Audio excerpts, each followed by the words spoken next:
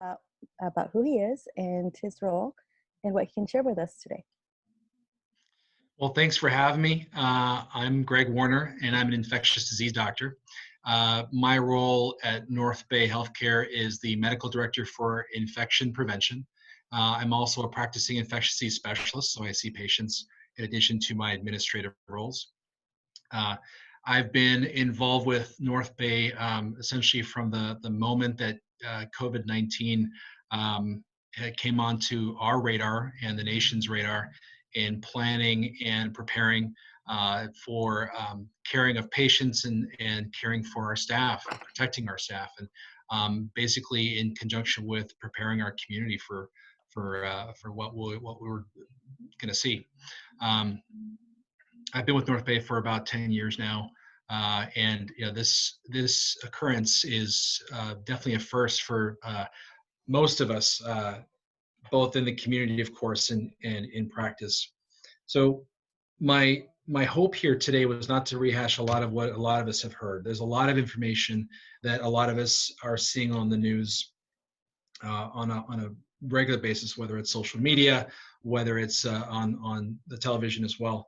The purpose of this is just to kind of touch on some highlights and some points, but also to have an opportunity to just dialogue back and forth. And if there's anything that's not been clarified based on the deluge of information we're getting online or from other resources or outlets, and I'm hoping to clarify any misconceptions or try and maybe give a little input on what we might be looking forward to in the next few months. These are all very current thoughts that we all have in our minds now of what we've dealt with in the past two months, which have felt like 2 years for a lot of us, to what we expect coming through the rest of this year and through 2021. So it has a lot of impact on the community and our individuals selves with our families and how safe we feel and how we can maybe protect ourselves and protect each other. So, just to kind of recap, Solano County, as of just a few minutes ago, I saw the update, was 191 cases with 4 deaths recorded locally. Compared to the state of California, we have over 35,000 cases with 1,354 deaths. Obviously, as a lot of you I know have heard with Governor Newsom's updates, our numbers have been relatively flat compared to other states, for example, like New York. I'd like to think a lot of that has to do with our shelter-in-place orders and our compliance with that.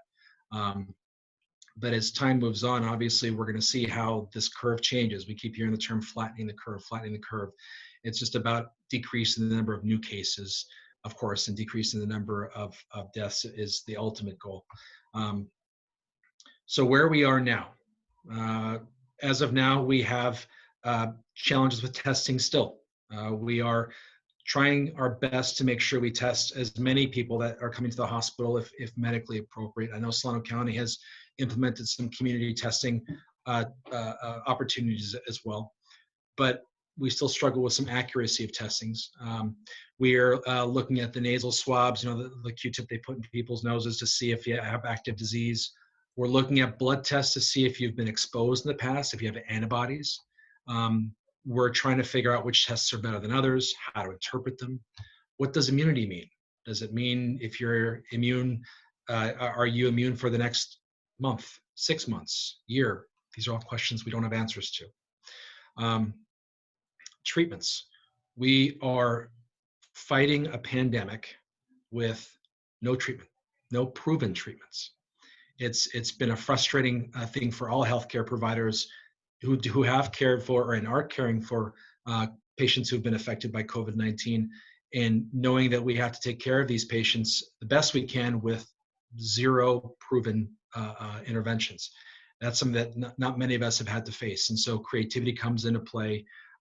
Really taking a beat and making sure we are being thoughtful about this and being as evidence-based as we can.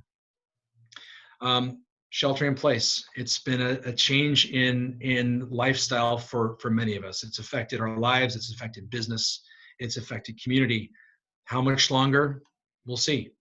Governor Newsom has been at the forefront of pushing for these efforts, and I think it's made a major impact. The question now is, when do we start taking our foot off the pedal? And my opinion is, at this point, being careful and cautious and looking and listening to the data, I think is the most rational and reasonable approach. Of course, we look forward to leadership from our governor as well, and at the same time, we'll have to adjust when it comes to family and with business about what the new reality is going to look like. We're all masking now. We are keeping a social distance of 6 feet. How will that affect our lives? How will that affect business when businesses are reopening? What will we be comfortable doing? What will we be comfortable letting our kids do? There's a ripple effect in every level of life. The questions come up about the second wave. Will there be a second wave? This is a valid question.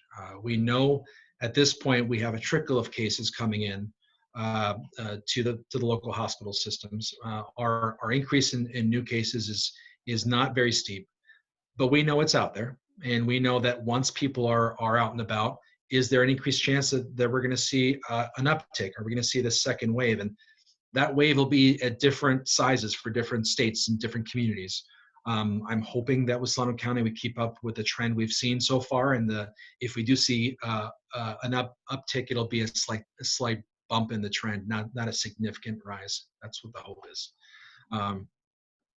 And again, that will have a major impact on what it'll be like at restaurants, at movie theaters, and so on and so forth. So a lot's left to be seen. So having said that, there's a lot of other information I can go on and on, but I want this opportunity to be catered to questions coming specifically from the community and representatives here, as far as what's come up, what questions have come up, what concerns have come up that you don't feel you've had a good enough answer for, whether it be on social media or the news. And I'm more than happy to throw in my 2 cents as best as I can.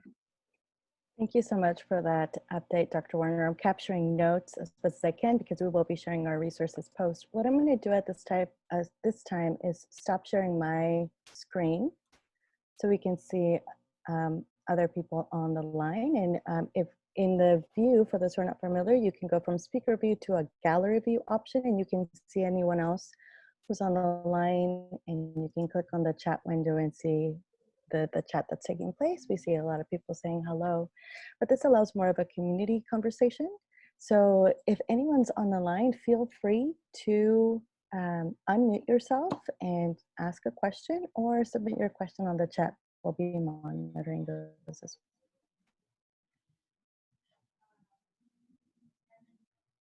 I have a question, or Andrea, looks like she has a question as well. Andrea, go ahead. Oh, okay, thank you.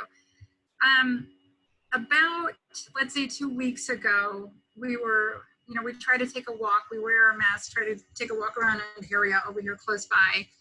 And whenever we pass people, we walk on the street or just get, pretty far from them. And, during this walk, there's not that many people, and there's just a few cars. Last night we did that, and there were people stopping, talking, catching up, on the sidewalk together. And we after people no longer have that 6 feet, distance. They're just now walking right past each other, or waiting right next to, or taking the milk next to each other. It just seems like people have relaxed, and they're thinking the weather's nice and it's time to go out. We think we're safe. Have we flattened the curve? How dangerous is that right now for us? And should we, and I heard what you said before, that we shouldn't be relaxing, but maybe reiterate that, or are we okay with this, just come out, that's it, we're done, because the weather is getting hot. That has been a concern of mine, considering the weather is changing. It feels like summer outside a little bit more, and people have been cooped up in their homes for so long. I think it's a natural human response to say, I want to go outside, I want to socialize, I want to see my neighbors, I want to interact. It's sad, but the unfortunate reality is, yes, there is an inherent danger to those relaxed attitudes. We want to touch base with our friends. We want to connect again with our neighbors and feel human again, feel normal again under these circumstances. All natural, all normal desires and wants by people. I'm noticing more cars on the road in just the past week or two as well, almost to the point today where I would have known there was a shelter at home order. Is there an inherent risk? Yes. I think as we move forward and we're walking by people in the neighborhood on our walks or on our bike rides, we might think, oh, that person looks like they're fine. They're not coughing. They don't look like they're sick. We haven't seen each other in a few weeks. Let's stop and chat. And as much as that's a normal human response, I do think you still have to be cautious. You still have to maintain that 6-foot distance. You still have to be careful. I think masking is just something that is going to be a new reality for us for the time being, potentially for months to come. And so I think that to have a relaxed attitude and, throw all the concerns out, yes, this is where that second wave comes in. Once everyone's guards are down and they're suddenly relaxed about the possibility of getting infected, that's where the transmission will occur enough where we suddenly see that rise back up with the numbers. Absolutely.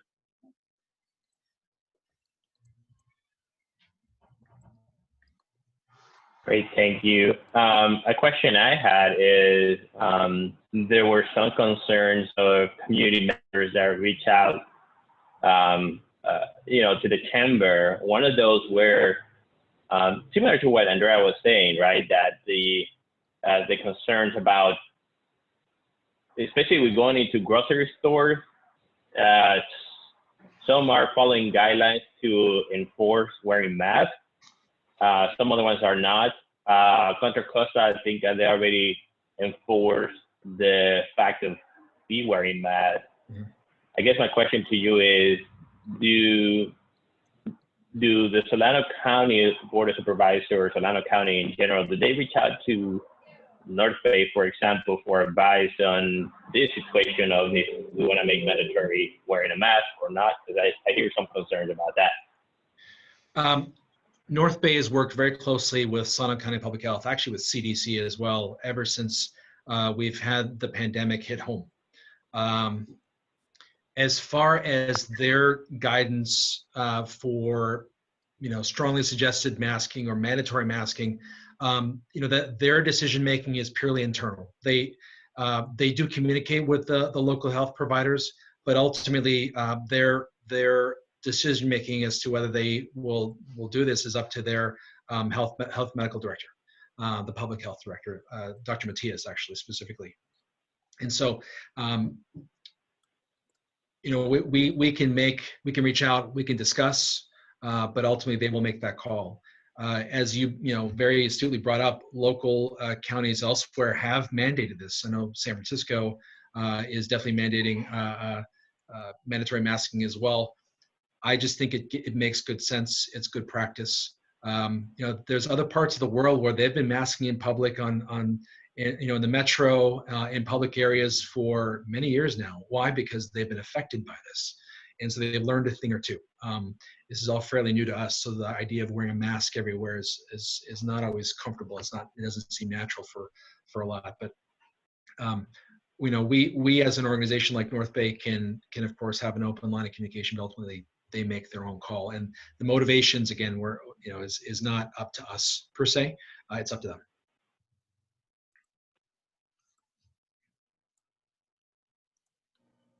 Thank you. Thank you. Do we have other members that are viewing us online that would like to ask a question or submit a question in chat? Feel free to do so. I'll ask one. This is Kelly. Dr. Warner, do you want to talk a little bit about the different types of masks and which ones protect you and which ones are more protecting other people from you? Sure. So there is the basic surgical mask, which is the thin cloth mask that a lot of us have seen. It may have a little wire built into the top where it fits over the bridge of the nose. It doesn't have a complete seal on the face. Although it does offer some protection, it's not as protective as what some of you may have heard of as the N95. And that one's rated to block out a vast number of particles that are in the air, infectious particles and viruses.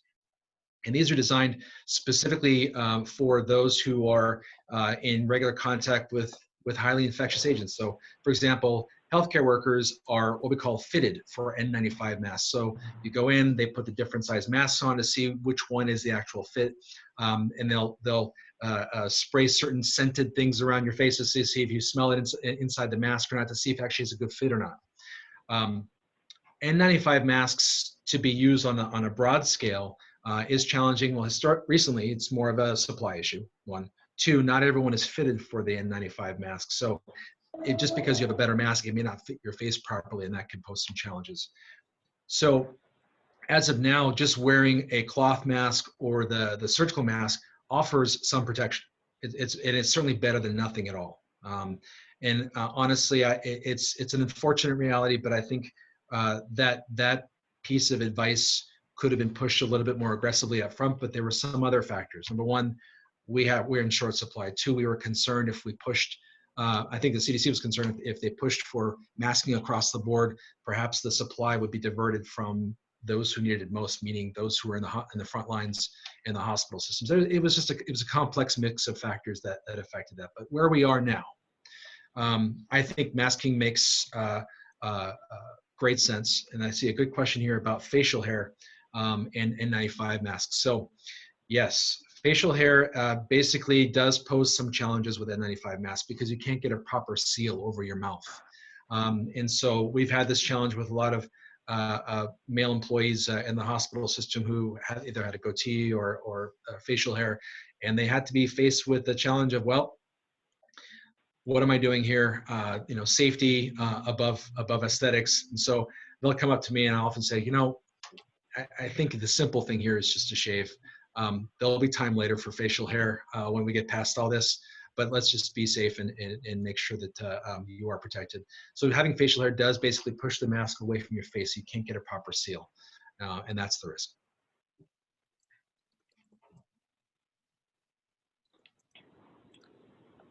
Thank you. Hi, I had a question. So there's talks out there that Advil, Tylenol, that this virus sort of feeds off of those. Is there any truth to that? So there was some research that came out of Europe that saw patients who were actively infected with COVID-19 who received ibuprofen and other non-steroidal anti-inflammatory medications like ibuprofen, that they had a worse outcome. And that there was some complex interplay with the immune system of those taking medications like ibuprofen and somehow the virus flaring up and becoming more dangerous. Tylenol wasn't in that lump. It was more the ibuprofen. There isn't a lot of robust, strong data to make that link, but it caught enough attention where the World Health Organization did make a comment saying, use with caution. So clearly it got people's attention. There may be some science to back it up, but not enough to say blanket across the board, it's absolutely dangerous, don't use it. But more and more people have been more cautious in using medications like ibuprofen for those who are actively infected with COVID-19. Good question. Thank you. I have another question. With the folks who have recovered from COVID, did they have any lasting effects on their body? Anything like a damage to the lungs or kidneys? It all varies. It depends on how sick they were. So if you talk about someone who's had mild illness means you never made it to the hospital. You may have had fever, body aches. The story I often hear is, I feel like I've been hit by a truck. It's just unbelievable fatigue. But and the body aches. For mild illness, generally don't see much post-recovery long-term effects. And they might be a little bit slower to recover. Maybe your capacity to exercise or to get up and move around might be slowed down for a little bit. Compare that to someone who has been hospitalized and or even maybe on a ventilator from COVID-19. There have been reports of long-term lasting effects with exercise capacity, lung capacity, people having chronic shortness of breath, in some cases aches and pains taking a lot longer to recover. Some have complained of chronic vision problems afterwards. I mean, the gamut of and the spectrum of complaints is pretty broad. Also depends on people's baseline medical problems. So if you have someone that is diabetic, for example, and has chronic kidney problems, this could make it worse, and that elevation in their kidney problems might last after the disease is come and gone. So it really varies patient by patient, and a lot of the answers you're gonna hear from a lot of different experts out there is it's left to be seen. Why? Because this is all very new, and so we're giving you summaries of what we're seeing in groups of patients, but it may not apply to every single person. So we're going to learn more as time goes on about the long-term effects, but those are just a few examples. Okay, thank you. Okay, I have another question. How do you see this rolling out and how we get back to work? So for example, at Toro, we already know we're going to be coming back in stages. You will have those residual effects of people not, for lack of a better word, trusting those around them, that they might get sick again, that still may be around, etc. So how do you see as a community, as a county, how do you see us coming back to normal, if there is such a thing as going back to normal? Yeah, so I think, honestly, until a vaccine comes out, I think normal is going to look different for a lot of things. Normal will look different for restaurants, because if we keep up with the social distancing, 6 feet is going to be interesting, with restaurants, for example, having to remove tables from the floor to make sure that their patrons are sitting 6 feet apart. It'll be interesting to see restaurants with people wearing masks. Classes, I've read time and time again, university systems looking at whether or not they want to do in-person classes or whether they want to consider online courses up until 2021. Yeah, because we've been talking about. Yep. How do you get a group of people in a classroom, sometimes 120, 150 students in one auditorium? How do you maintain social distancing? How do you enforce the masking? It's a complicated matter, and schools are going to have to get creative. Now, I'm not sure if there's a physical space. Most auditoriums may not be able to handle having students sitting 6 feet apart. They may not be a problem depending on how popular the class is. They may not have as many students showing up, but the reality is there may be some circumstances, depending on the size of the classroom and the school, that they may not be allowed to, or may not be able to have the capacity to handle that many students together. Online courses might be a new norm. It might be a situation where they break up classes and they have to have more of each individual class, but broken up for smaller groups of students so they can maintain the social distancing. I mean, these are just a couple examples, but a lot of university systems, and I'm talking about at the higher levels of learning, have this issue to grapple with, because their facilities aren't changing. Their classroom sizes are the same, but they're going to have to get creative with where they're going to house their students if they feel like they can.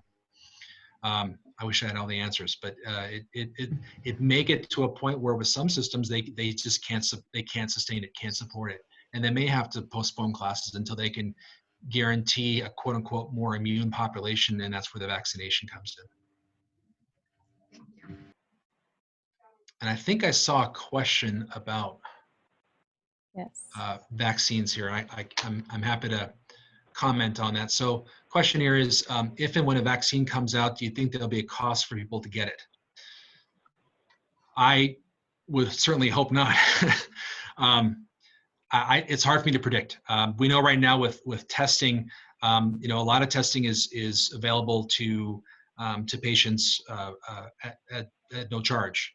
I would hope that, given the impact and the burden that this disease has on so many levels of society, that the vaccine would also be the same. But again, I can't predict what the vaccine developing company is going to set as a price. Number one, I can't predict how our local, state, and national government is going to treat this as far as how it covers. I only hope they make the right decision and make it accessible.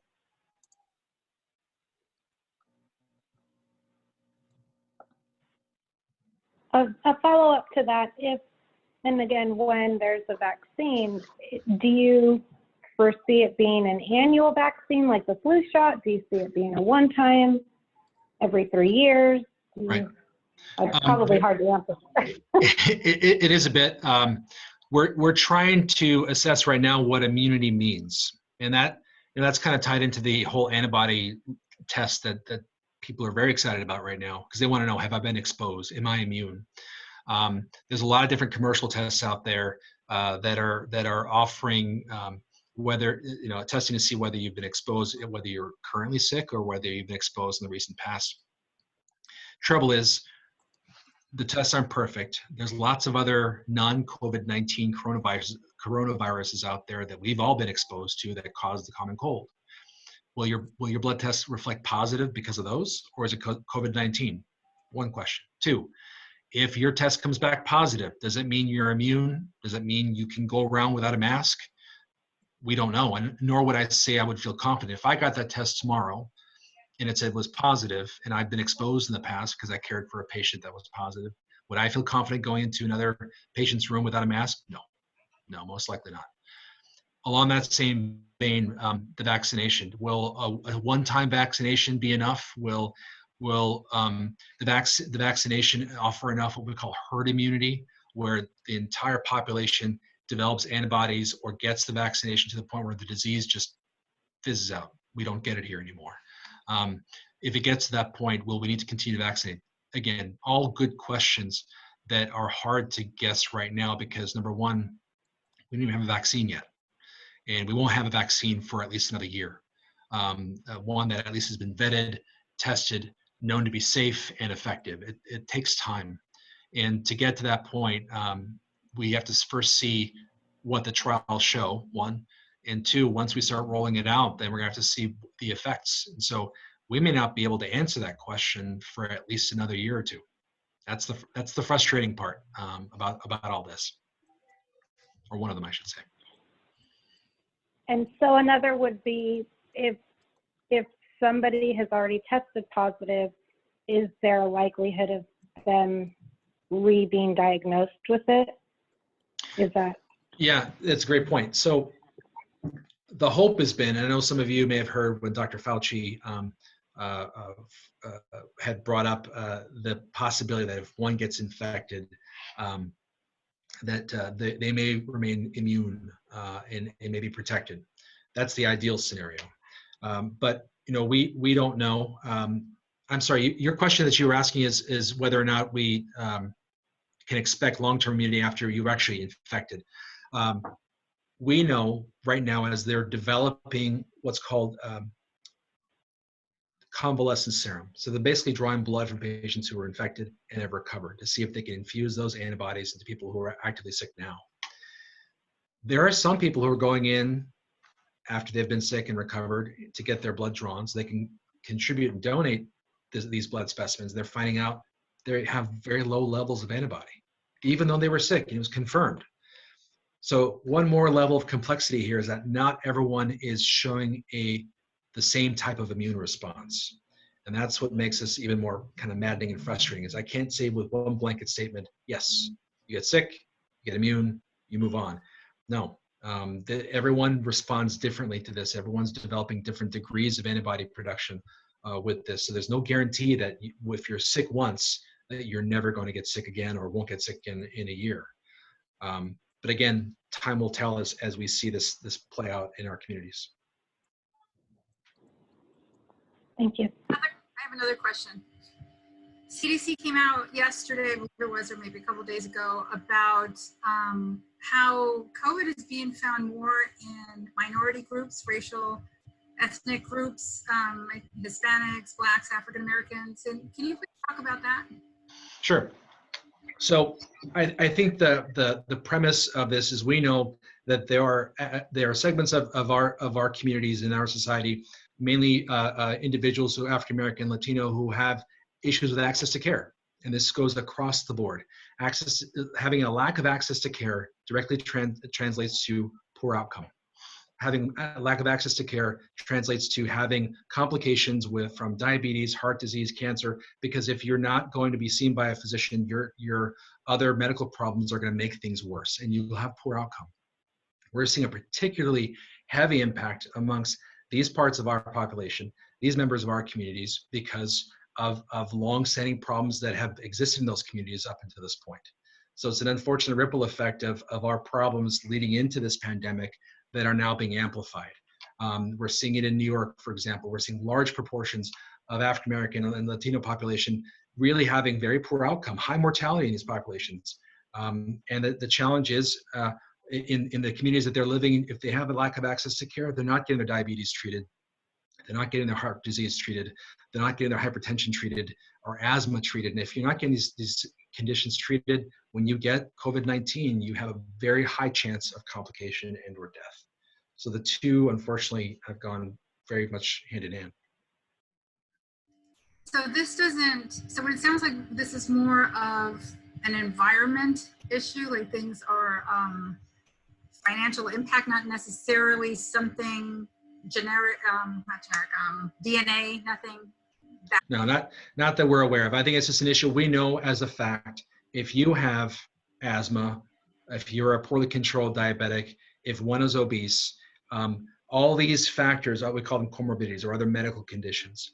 If you have one or more of these medical conditions, you are at a higher risk of complication. You are at a higher risk of ending up in the hospital and or even dying of COVID-19. We're seeing that across the board. And as we see, right? Sorry, go ahead. No, and as we see a higher, a concentration of these medical conditions in these communities, we're going to see a higher rate of complications and a higher mortality rate with COVID-19. With what we've seen so far in Solano County, are we looking at those numbers following what CDC said? That we are seeing higher numbers? What are you referring to specifically, as far as demographics, as far as age breakdown? Yes, demographics. So the demographics have been more or less consistent. Now, I'm very grateful, obviously, that we've had very few deaths. One is too many, but we've had a handful, and it does follow the curve, if you will, so far. To my recollection, in one of the hospital systems in Solano County, I'm actually not even aware which one it was. There was a younger patient that was under 20 that had passed away from complications. But from what I understand, for those that have passed away, the vast majority had complications and had other medical problems. So these weren't necessarily young, healthy, save for the one individual. So it does still meet that criteria. But I'll say, we're seeing across the board, what we'd heard when this whole thing started from China was that if you were 20 or under, we're not going to see many problems. Those who were 50 and under have a moderate risk, but those who are 65 and above had the highest risk. We're seeing that, but we're also seeing young, healthy 30, 40, some odd year olds end up in the hospital. In some cases, end up in the ventilator. And so it is definitely possible. And why? In some of these cases, is hard, because is it an after effect of the virus? It's affecting the heart. Is it some sort of complex interplay with the immune system? Is there something about that individual that wasn't diagnosed? I mean, these are all questions that come up. But the long and short of the answer to your question is, in general, yes, we are seeing the trend consistent here as we've seen elsewhere. Thank you. It does look like we have a question that came through the chat, which is, if you get the virus, how long is it in your system before it shows that you no longer have it? So that's a bit of a challenging question to answer, and I'll tell you why. We have to define when is it out of your system. So up until this point, we've tested that by doing the nasal swab. So they get a little Q-tip and they'll put it in the back of the patient's nose. It's kind of uncomfortable, but that's the way we test to see if there's actual genetic material of the virus in your nasal tract and in your throat. So we've used that as a marker, but the problem with that is, even with people who have gotten over their illness and they're better, they've gotten swabbed and it's come back positive. And I've seen this firsthand with patients I've taken care of. What does that mean? Does that mean that they're still infectious to others? Does that mean they still have to be isolated even though they feel better? There's been some groups that have looked at this and have actually seen that after about 2 weeks of illness, you might still have the test positive, but when they've done a different type of test, they call it a culture to see if the virus grows. in addition, separately from the swab, which just says whether there's genetic material, they found there's no virus growing. So it's a little confusing of what that swab means. But I think the gist of the answer is usually within a 2-week period of the onset of your symptoms, you should be at a point where even if your swab is positive, there's a good chance you're not really actively shedding virus to be infectious to others. That's why the most recent California Department of Public Health guidelines have basically said, if you're well enough to go home, you self-isolate. If you've been tested positive, you self-isolate for about 7 days after the onset of symptoms, or about a day or two after your last fever. So that's still less than that 2-week period, but it's from information that's come out that shows that positive test doesn't always mean you're infectious to others. And there's the subtle nuances of that we're still trying to tease out.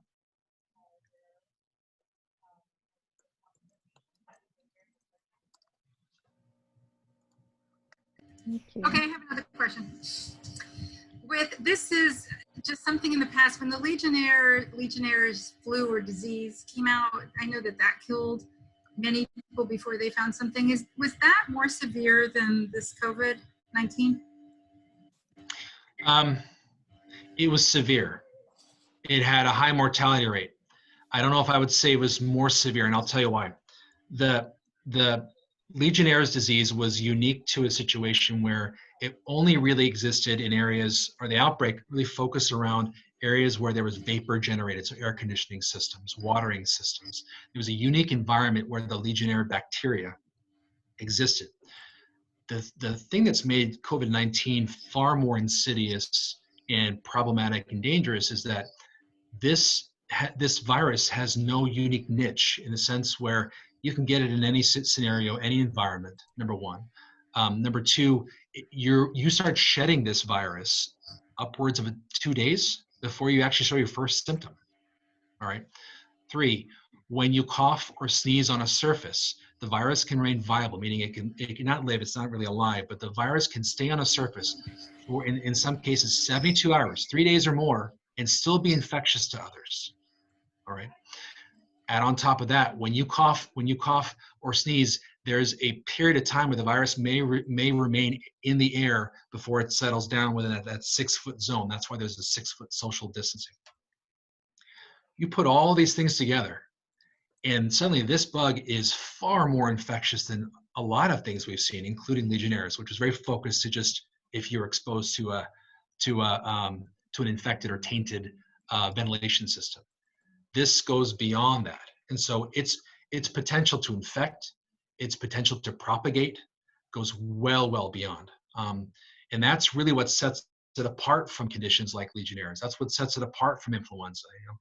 In addition to Legionnaires, I often get the question, why is this so much different than the flu? Why are we worried so much about the flu? The flu kills 50, 60,000 people a year. I mean, not always that many, but 20 to 50,000. I think in 2019, it was about 50,000. Well, if you do the math and compare the total number of people infected with the flu and the mortality comes out to about 0.1%. So 0.1% of individuals who get sick could die. Versus COVID-19, depends on the geography of where you look, you're looking at anywhere from 1% to 4% mortality. So at the best case scenario, 10 times more deadly than influenza. And so people will say, well, okay, why aren't we seeing those numbers? Why aren't we seeing far more? We've the last national number I saw was 46,000, which is horribly high. And the answer is, well, we're socially distancing, we're masking, we're sheltering at home. All those things have a positive impact. If we didn't do any of those things, I am certain that 46,000 could have easily become 150, could have easily been close to 200 or more. So this is a far more infectious agent, and it's unpredictable. You hear the statistic that 80% of people will get better without any intervention. So far, we're seeing that. There's a minority of individuals, 20, 25% that are the sickest. It's still a sizable part of the population. It's a lot of people. That's a lot of parents. It's a lot of the workforce. In some cases, that could be a lot of one's sons and daughters. It's a big number, And so that's why we're making this big fuss. That's why we're making this big deal to please get people to wash their hands. Please mask. Please socially distance, and please stay at home. There's a real reason behind this. Thank you. And Doctor, I saw a documentary from CNN last night about Wuhan, right? And how life is coming back in there. What opening back means over there, obviously, it's not like just everything opens back up. There are still restaurants that are operating just as a takeout basis, and gyms are not open, cinemas are not working, not open. I think you mentioned earlier today that we truly have to be cautious in this situation until vaccine is ready. So do you think we possibly are looking at, I don't know, a year, however long the vaccine or fewer medication takes for it to be, or like, for example, events of a number of people to be back, cinemas to be back open, gyms to be back open, classrooms, like Andrea was saying, into 2021? Is that what you're seeing in your own opinion? I think we have to stratify, right? So when it comes to things like restaurants, for example, I could foresee them perhaps opening earlier than places like gyms. I hear gyms, I get a little nervous because I know gyms have always been notorious for, being able to pick up things long before COVID-19 came on board. But things like restaurants, for example, if they can be thoughtful, depending on the physical space they have, been able to keep their patrons far enough apart from each other. I think in the settings that you brought up, movie theaters, gyms, places where you have big congregations of a lot of people in a well-defined space, how can you guarantee that to chamber events? Sorry to distract you, but that to chamber events, if we are chamber, and obviously that's a big concern for us. Yeah, no, of course, that's a big. It has that's the whole purpose of why we're having this discussion, right? What do we have to look forward to? When can we start? And obviously, we're waiting for guidance from our governor. We're waiting for guidance from the California Department of Public Health. That's kind of the gist of it. If they start to see numbers really start to back off and level off and get to a trickle, then I think the discussions are going to start being had of, okay, let's start to see which of these other services we can start opening up and relaxing and having people get back to work. Which actually brings a lot of big questions to people who own businesses. How do I protect myself? How do I protect my employees? How do I enforce, wearing masks and hand hygiene? These are things that maybe a lot of business owners aren't used to, having to manage their employees about. But now it's key because it's gonna have a direct impact on the viability of your business. If your staff gets sick, you may not be able to carry on whatever business it is you're running. And then it's also a question of how do you treat your clientele, your patrons that are coming to your place of business. Do you enforce certain things? If someone's in your business and they're not wearing a mask, can you ask them to leave? And these are all questions that come up that we really haven't had any groundwork for. But I think that there's ways of saying things, and this is kind of my own personal approach.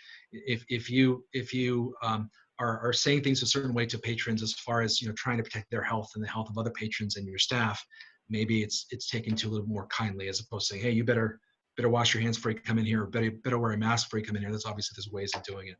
But these are the realities. If we want to go back to work, if we want to open up our businesses, we're going to have to start getting creative about how we're going to enforce social distancing and maintaining masking and hand hygiene to try and minimize any more of these bumps of numbers up. Because as you mentioned, Wuhan is opening up, but the information we're getting from other parts of the world, we can't always guarantee is 100% accurate. We'll leave it at that. So there's probably a fair amount of concern amongst the population there that have lived, those who survived through the horrible local epidemic that took a lot of lives. I guarantee you everyone's nervous about opening back up. And I think that's going to be the same here. I think people will be cautious about, will you feel comfortable taking your family out to a night to eat out somewhere? Will takeout be a new reality? All these things. Will you feel comfortable going to a bowling alley or to a movie theater? that's left to be seen. This has left a pretty big dent, a pretty big impact on us. We've seen enough illness. I think all of us have been touched one way or the other by someone who you know, or someone who knows someone else who may have gotten very ill and or died from this. And so it's going to have a lasting impact on how we interact with each other moving forward. The story we brought up earlier about walking around your neighborhood. I mean, in my neighborhood, we're seeing more and more families walking, more kids going on, on bike rides. And these are interesting times, because we really have to redefine that. With my own kids, I'm always telling them, put the mask underneath your chin. You see someone around, you can pop the mask up if it gets too concentrated as far as number of people who are in one area.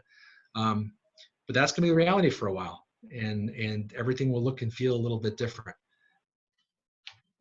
I have a follow-up question. We were talking about occupational safety. So we are sending out information to our small business owners about things that they need to practice to keep a safe space for their workers. But for the employee side, what are the things that they need to look out for to ensure that their employer is protecting them as well? So, I think first and foremost, being honest with each other, because when you're asking your employees to kind of self-monitor this for their symptoms, you're going to say, well, honestly, if you have a fever, if you feel like you're getting like a flu-like illness, I don't want you to come to work, because yes, will it be difficult to have to to run the business short one or two individuals? Of course it will, but think about the lasting impact. If you have a sick employee coming in, the impact of infecting other employees, number one, possibly even infecting patrons that are coming to business. That's a huge deal. So open line of communication is one, and having a firm, and a consistent policy across the board. We all have to make sure we're washing our hands, especially when touching surfaces. If you run a business where you're relying on packaging, things that are coming from the outside, we all have Amazon packages and things like that coming to our doorstep, mail. We don't think about the possibility of how many other individuals have touched these surfaces. I talked about the virus existing on most surfaces for 3 days, maybe even longer. There has to be a new protocol set in place of, if I'm getting a shipment of supply or whatever it is, whatever type of business I have, how are my staff members dealing with this? Are they gloving? Are they washing their hands after every contact with something like this? Do we have enough hand gel stations in our place of business? Are there enough hand washing stations?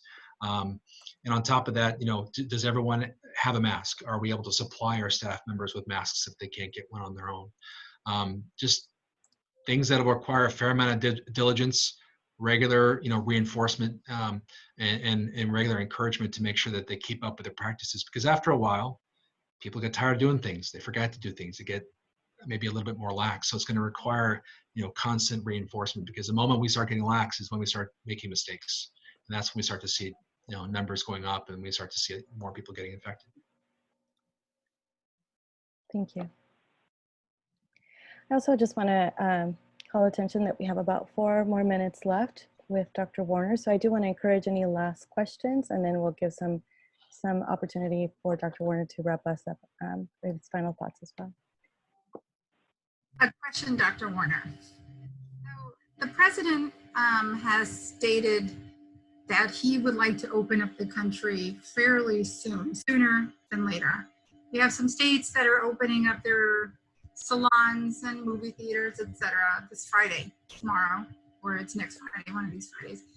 And you have protesters out there, we need to open up, etc.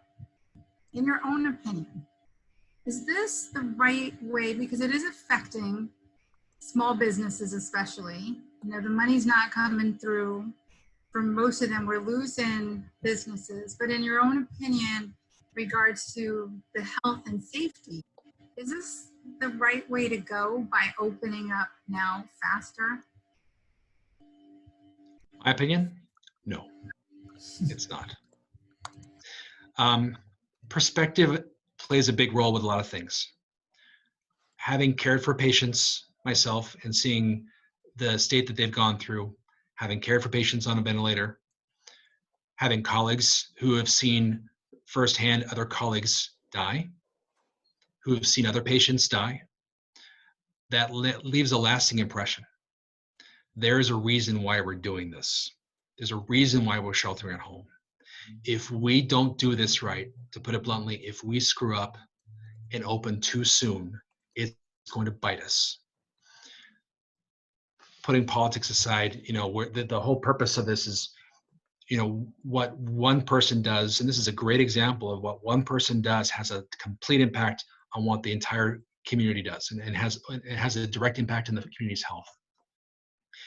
If we do this too quickly, we're going to propagate this again. We don't have herd immunity. We don't have everyone protected from this yet. We don't have a vaccine. So everything needs to be done in a measured fashion, and we have to listen to our healthcare professionals. We have to listen to our scientists. I know you're seeing this on social media. You're seeing this on the news. It's true. It's true. And I think if we do things too quickly, it's just going to really have a major, unfortunate, negative impact. And I do see your point. Yes, businesses are suffering. Some may not survive this shelter-in-place order, and it's horrible and it's unfortunate because these are people who are trying to support their families. But at the same time, there is a forest for the trees, big picture here. We want everyone to be able to come back to the table and get back to work and get back to the businesses.